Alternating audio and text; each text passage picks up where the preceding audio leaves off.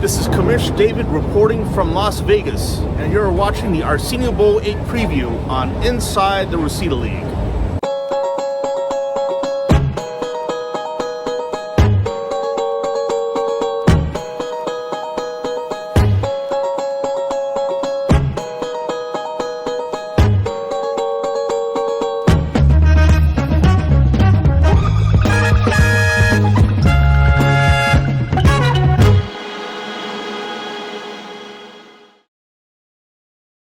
Happy Tuesday to you all. Mark and Sarah, congratulations on making it to the Arsenio Bowl for the second time.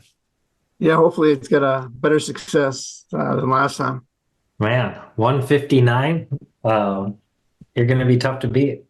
I mean, Puka Nacua obviously was one of your stories of the week right there. The story of his team all season, really. Puka Nacua. Great pickup. Yeah. CeeDee Lamb. Yeah. For sure. And just kind of looking ahead to, I don't want to jump the gun or anything, but looking ahead to your final matchup with Mike, it's almost a mirror image of each other's teams. You have a star quarterback and a star wide receiver who are expected to lead the way. I'm talking about CeeDee Lamb and Lamar Jackson for Team Mara. And then some other good players like Puka, who's probably going to go off as well. And then Mike has Justin Fields and Tyreek Hill. I'm expecting a close match. A high-scoring close match, if anything. Absolutely. Yeah, I think they're both going to go off, and it's just a matter of who goes off more. I don't know. I've been worried about our running backs all year ever since Chubb got hurt. So don't know what backup running back to start. My second running back. Yeah, you've got James Conner in now, and they're going to be playing the Eagles. Mm-hmm. Spears, that's a definite start. Spears, you never know. He's been getting a lot more carries on the Titans, but yeah. And then Warren going up against the Seahawks this Sunday. Jacobs is hurt. White's a different start, but you never know there. Yeah, hard to say. But Ayuk has a good matchup. Maybe Purdy will be on a kind of a makeup game from last week, so could get a lot there. Last week got a little close. Hopefully this one's or 2 weeks ago was a little close. This week was a nice margin. I'm hoping the next week's a good margin too. Next week's a good margin too. Yeah. Yeah. What a nice stress-free win. Yeah, I liked it when it came Monday night, and I was like, man, unless that defense is something amazing. Oh, it's pretty much over. I like to point out that this the rematch with me and Mike is it's a rematch of my worst loss of the season. I had a 97% chance to win going into the last game. And James Addison scored 36 points and Ayuk only scored me 10. So 97% chance to win and lost. My worst loss. I lost by 5 points. And Mark's played in the Arsenio Bowl before, right? In 2019. Right. One time. Who was that against? It was against Tanny, right? Yeah. That was his second championship. Yeah. Yeah. James picked Mara last week, and then David picked against us. And, yeah. Oh, wow. It was a good win. Huge win. I was dead wrong. Mark, what would you do if you win that prize money? What would your prize money be going to? I'm not sure. I don't know. Maybe something fun. I think it's kind of cool that we're doing this, and I know Mike couldn't make it, unfortunately, but this is almost a passing of the torch right here. I mean, we have the outgoing commish and the incoming commish team. So more power to you all. I'm excited to see what both of you are going to bring to the table and how you're going to steer this in other directions. I think it's good to have a fresh perspective too. Yeah, I'm looking forward to Mark's fresh perspective, especially. Yeah, for sure. You definitely got it set up pretty good, so we'll just have to kind of keep it going. Yeah, I was coached 1 year, Mark, and I don't think I had to do much of anything. It was great. He's being humble too. He's being humble left side here. Well, when you lost the way I've been losing, that's the only way to go. Stay humble. There you go.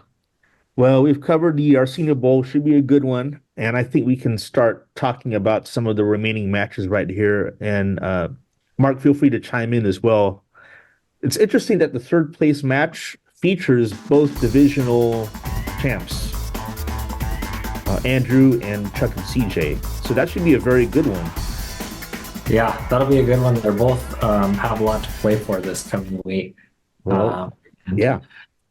The we'll prize see is if $100, and that's already on top of whoever wins it is already on top of the $125 that they want for winning their division. So it'll be 225. Oh, right. So they're both already in the money there. And then, as you said last week, James, NA or doesn't matter for the fifth through eighth place. So we don't have to touch on that. And, although it's kind of cool that you're going up against Chris and Bonnie.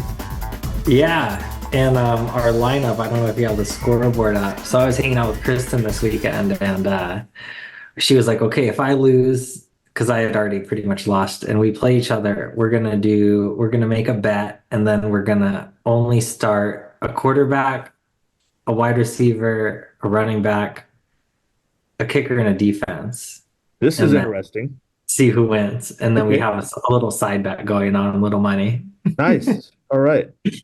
making it I used interesting. to do side bets with Chris and Bonnie, but Chris decided never again because I think she had lost once or twice and said that was it. Uncle Ray's Chowder Bowl, DC Universe versus the Grind. That should be a good one. That will be a good one. I mean, the grind's been on a tear. This week wasn't different. They still scored a lot, but D Money's been playing pretty good, and he was really excited about this win. Came down to that last game, and he got there. It's poetic justice that your dad is in this, and your mom, but I mean, he was the most enthusiastic about possibly getting to the Chowder Bowl. And so it's great that he gets to play for it. Even I would say even win or lose. I mean, it just showcases how there is something still to play for the all the teams that didn't make the playoffs. Hmm. I almost said all the losers, but I think people get that. Not all of us. Okay. And then there's the Who Cares Bowl, which is Nabil versus me. We can skip over that. Now The Who Cares Bowl. we have the two kids going against each other, Jake and Noah, for transgressions that they probably had nothing to do with. Because Yeah. it's Omar and Jake versus John and Noah for the worst possible game you can play in the Rosita League, the 2023 Banyo Bowl. Don't want to be playing in that one. Who's going to hit the flush handle here? I think it's I mean, if John and Noah pull this off and get this win, it will be an upset win. Absolutely. If they lose, it will be 15 games in a row that they will have lost and counting heading into next year. I just don't see a way they break the streak. I don't either. I mean, great analysis, huh? But I mean, Yeah. it's the momentum has gone so far that by the time they had hit 8 or 9 losses in a row, it was almost a given they would lose the next game. Now it's just about unstoppable at this point. To Omar and Jake, nobody remembers who wins the Banyu Bowl. Yep. Good luck to both sides.